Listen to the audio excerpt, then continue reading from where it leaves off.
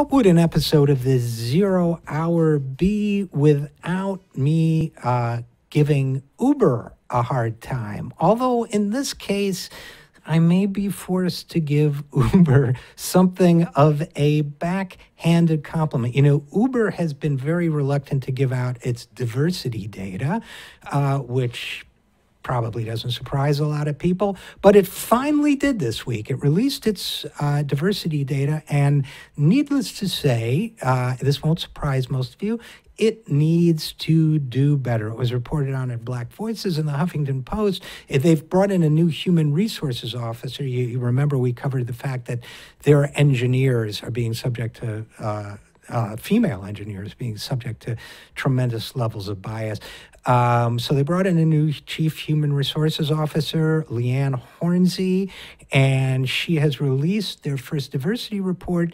It reveals that Uber employees are mostly white, mostly male, especially at the senior levels of the company. In fact, 78% of Uber workers at the director level above are men, and 76.7% of these leaders are white. Now, to their credit, they did release the report. It shows how much pressure they're under, since I don't think their instincts are naturally good in this area. Overall, 63.9% of Uber workers are male, only 36.1% are female. However, and this is where the backhanded compliment comes in, they may not be great, but they are generally better than the Silicon Valley as a whole.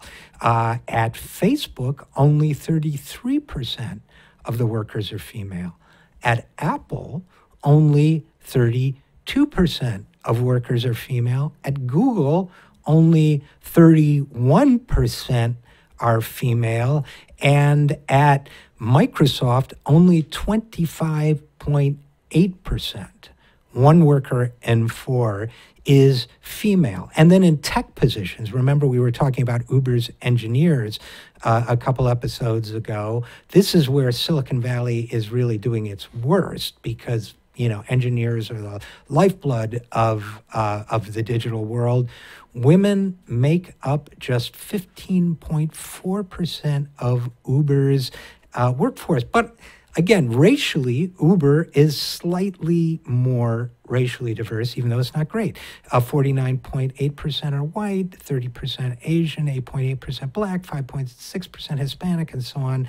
But not great, but better than all the companies overall. So what does that tell us, first of all, about Uber, and secondly, about the Silicon Valley?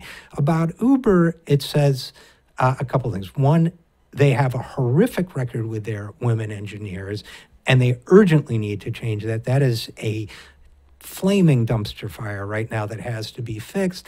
Overall, they are slightly better, marginally better in terms of racial and gender diversity than other Silicon Valley companies, but that's because the Silicon Valley is a sexist, racially biased sinkhole when it comes to employing diverse workforces. So these companies exist.